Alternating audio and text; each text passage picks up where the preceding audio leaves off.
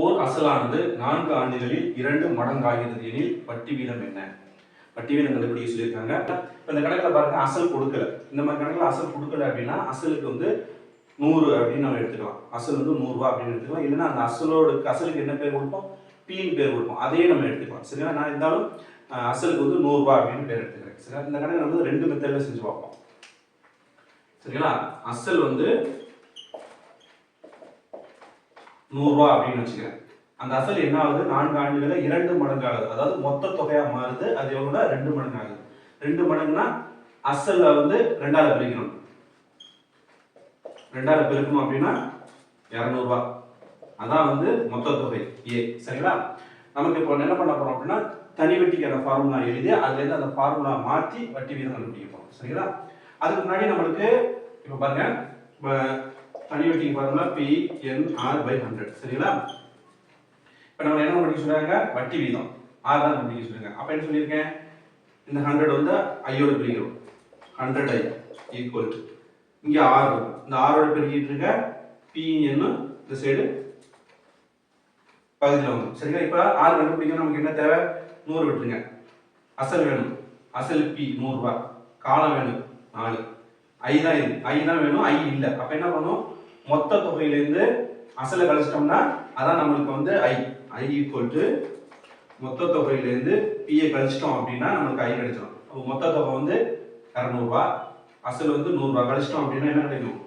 100 ரூபாய் அப்படிங்கிறதா I. சரிங்களா? அப்ப ஃபார்முலா மாத்தி எழுதுறோம். இதில் சப்ஸ்டிட் பண்ணி எழுதுவோம். அப்ப 100 பெருக்கல் ஐக்கு எவ்வளோ? 100 ரூபாய் பை, சரிங்களா? P எவ்வளோ? P 100 ரூபாய் தான். இது மூலமா கிடைச்சது அசலும் இன்ட்ரெஸ்டும் சேமா தான் இருக்கு. சரிங்களா? N எவ்வளோ? 4. சரிங்களா? இப்போ அடிச்சுக்குவோம். இந்த 100க்கும் இந்த 100க்கும் அடிச்சுக்குவோம். 4 100ல வந்து 25 4. அப்போ இங்க மீத இருக்கிறது வந்து 25 மட்டும் தான். அப்ப 25. சரிங்களா?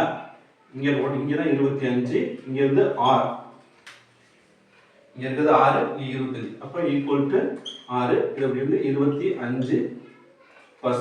சரிங்களா? இது 6 எங்க போட்டு 25% அங்க போட்டாலும் ஒண்ணுதான், இப்படி போட்டாலும் ஒண்ணுதான். சரிங்களா? இப்போ வட்டி வீதம் கண்டுபிடிச்சாச்சு. அடுத்த மெத்தட்ல கண்டுபிடிப்போம். இப்ப சேம் தான். அசல் வந்து 100 ரூபாய் தான். மொத்த தொகை வந்து 200 ரூபாய் தான். சரிங்களா? இப்போ மொத்த தொகைக்கான ஃபார்முலா என்ன? 1P bracket 1 plus NR/100. சரிங்களா? இப்போ A எவ்வளவு? 200 ரூபாய். P எவ்வளவு? 100 ரூபாய். 1 plus N எவ்வளவு? 4 R/100. சரிங்களா? இப்போ 4 ஆயிடும். 1 4, 100ல வந்து 25 4. சரிங்களா? அப்ப 100. சரிங்களா? 25 தான் இருக்கு. 25 ஓர் 25 25. இங்க வந்து 1 6 தான் இருக்கு. சரிங்களா? அப்ப வேணா இத அப்படியே எழுதிடுவோம். 1 பிளஸ் 5 ஆயிடும். R/25. சரிங்களா? இப்ப 100 25 ஒண்ணே இருக்குமா? 25 பிளஸ் R/25. சரிங்களா? இந்த சைடு 200 ரூபாய் இருக்கு. சரிங்களா? இப்போ இது வந்து பெருகிட்டு இருக்கு. ஓர் 25 25, 100ல வந்து 4 25. சரிங்களா? Right, okay. இந்த சைடு தொகுதியில் உள்ள நம்பரை இந்த சைடு உள்ள தொகுதியில் உள்ள நம்பரை அடிக்கலாம். இப்போ 1 4, 100ல வந்து 25 4 இருக்கும். அப்ப 200ல 50 4 இருக்கும். சரிங்களா? அப்ப இந்த சைடு 50 இருக்கு. அந்த சைடு 25 பிளஸ் 6 இருக்கு. இந்த 25 இந்த சைடு வந்துச்சுன்னா என்ன ஆயிரும்? -25 ஆயிரும். 50ல 25 போச்சு அப்படின்னா 25 ஈக்குவல் டு R. அப்ப 25%. சரிங்களா? அப்ப வட்டி வீதம் 25%. ஆண்டுக்கு 13% வட்டி வீதத்தில் ஒரு தொகை ரூபாய் 16,500 இருந்து எத்தனை ஆண்டுகளில் ரூபாய் 22,935 ஆக உயரும்? சரிங்களா? இந்த கணக்குல என்ன கண்டுபிடிக்க சொல்லியிருக்காங்க? ஆண்டு எண் கண்டுபிடிக்க சொல்லியிருக்காங்க. அதாவது எப்படி இந்த கணக்குல அப்படின்னா அசல் வந்து 16,500, வட்டி வீதம் வந்து 13, மொத்த தொகை வந்து 22,935, காலம் என்ன அப்படின்னு நம்மள்கிட்ட கேட்டா நம்ம என்ன பண்ணிடுவோம்? ஈஸியா நம்மள அந்த கணக்கை போட்டுருவோம். ஆனா நம்மள கன்ஃபியூஸ் பண்ற மாதிரி 16,500 எத்தனை ஆண்டுகளில் 22,935 அப்படின்னு ஒரு கன்ஃபியூஸ் பண்ற மாதிரி நம்மளை யோசிக்க வைக்கிற மாதிரி கணக்கு கேட்கறாங்க. முதல்ல செஞ்ச கணக்கு மாதிரி தான். முதல்ல வந்து வட்டி வீதம் முடிச்சோம். இப்போ நம்ம கண்டுபிடிக்க போகிறது எண். சரிங்களா? அதே சேம் ஃபார்முலா மாற்றி தான் கண்டுபிடிக்க போறோம். ரெண்டு மெத்தட்லயே செய்வோம் சரிங்களா. சரி ஓகே. ஃபர்ஸ்ட் நம்மளுக்கு என்ன கண்டுபிடிக்கணும், டைரக்டா மாத்து ஃபார்முலா எழுதுறேன். 100 by ஈக்குவல் என்ன கண்டுபிடிக்கணும், n சரிங்களா. அப்ப மிச்சம் இருக்கிறது p யும் r சரிங்களா. நமக்கு என்ன வேணும், i வேணும், p வேணும், r வேணும்.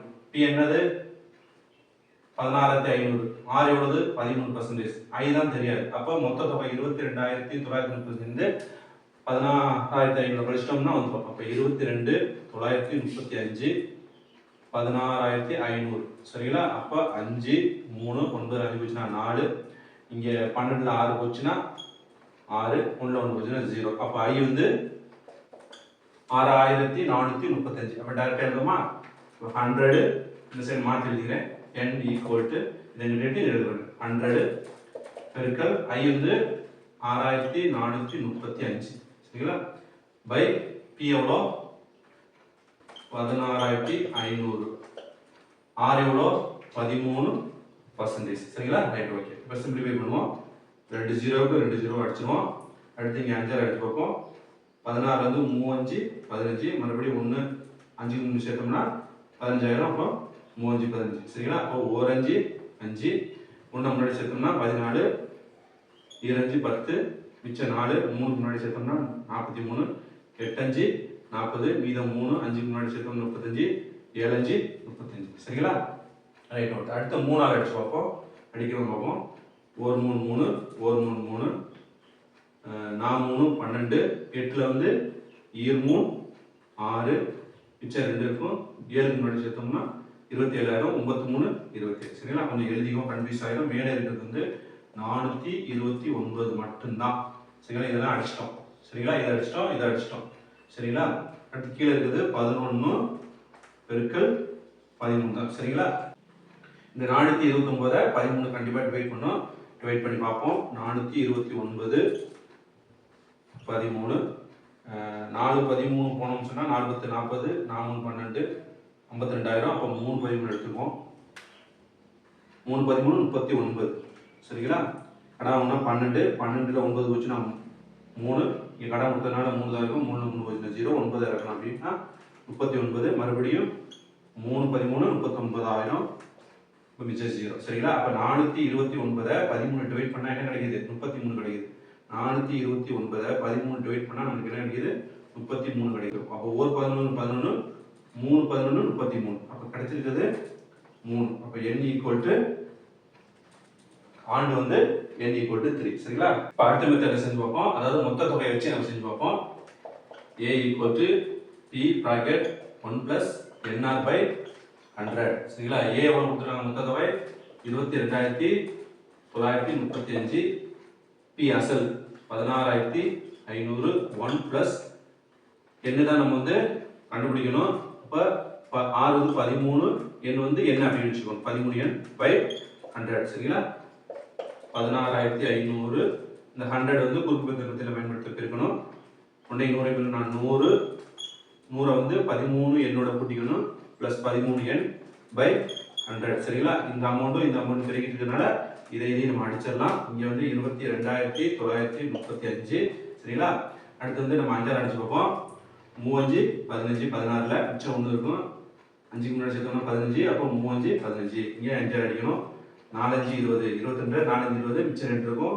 9 முன்னாடி சேர்த்தோம் அப்படின்னா 29, 5 25, அப்போ மிச்சம் 4 இருக்கும். 29ல 3 முன்னாடி சேர்த்தோம்னா 43, 8 5 40, மிச்சம் 3 இருக்கும். 5 முன்னாடி சேர்த்தோம்னா 35, 7 5 35, அப்போ 45 87 இருக்கு. இங்கிட்டு 33 பிராக்கெட் 100 பிளஸ் 13 என்று சரிங்களா. அடுத்து நம்ம 3ஆல் எடுத்து வைப்போம். 1 3 3, 1 3 3, இங்கே 4ல 1 3 3, மிச்சம் 1 இருக்கு. 5 முன்னாடி சேர்த்தா 15, I 3 15, 8ல வந்து 2 3 4, மிச்சம் 2 இருக்கும். 7 முன்னாடி சேர்த்தோம்னா 27, அப்போ 9 3 27, அப்போ 15 29, இந்த சைடு 11 இருக்கு. 100 பிளஸ் 13 என்று இருக்கு சரிங்களா. அப்போ கண்டிப்பாக என்ன பண்ணும், இந்த 1529 11 டிவைட் பண்ணணும். சரி செஞ்சு பார்ப்போம்.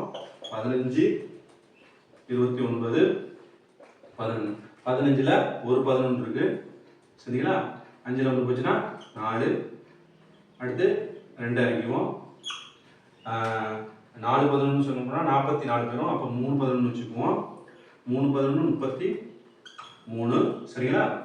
கடை 1 12, 12 3 போச்சுன்னா 9 சரிங்களா. கடை கொடுத்தனால 3 தான் இருக்கும். 3 3 போச்சுன்னா 0. அடுத்து இந்த 9 இறங்கிங்க. அப்போ வந்து 99 வந்து 9 11 இருக்கு. 9 11 99 சரிங்களா. அப்புறம் ரைட் ஓகே. அப்போ இந்த 11 1529 டிவைட் பண்ணால் நமக்கு என்ன கிடைக்குது? 139 கிடைக்குது. ஒரு 11 11 139 11 இருக்கு சரிங்களா. அப்போ நீங்கள் சைடு 139 இருக்கு. அந்த சைடு 100 + 13 இருக்கு சரிங்களா. இந்த 100 இந்த சைடு வந்துச்சு அப்படின்னா -100 ஆகும். 139 100 கழிச்சிடணும் சரிங்களா. இங்க வந்தனால -100 ஆயிரும். அப்போ 139 இருந்து 100 போயிடுச்சு அப்படின்னா 39 தான் கிடைக்கும். இந்த சைடு 13 இருக்கு சரிங்களா. இப்போ இதை அடிச்சுட்டு இந்த சைடு அப்போ நம்மளுக்கு என்னன்னா நான் அப்படி மாற்றி எழுதிக்கிறேன். 13 எண் எங்கிட்ட 39 எண் 13 எண் = 39. நமக்கு என்ன தான் வேணும்? 39/13 மாற்றி அடிக்கலாம். இங்கே வச்சு அடிக்கலாம், இங்கே இறக்கி அடிக்கலாம். இப்போ 1 13 3 13 39. அப்போ n = 3. அவ்வளோதான் ஆன்சர். தேங்க்யூ.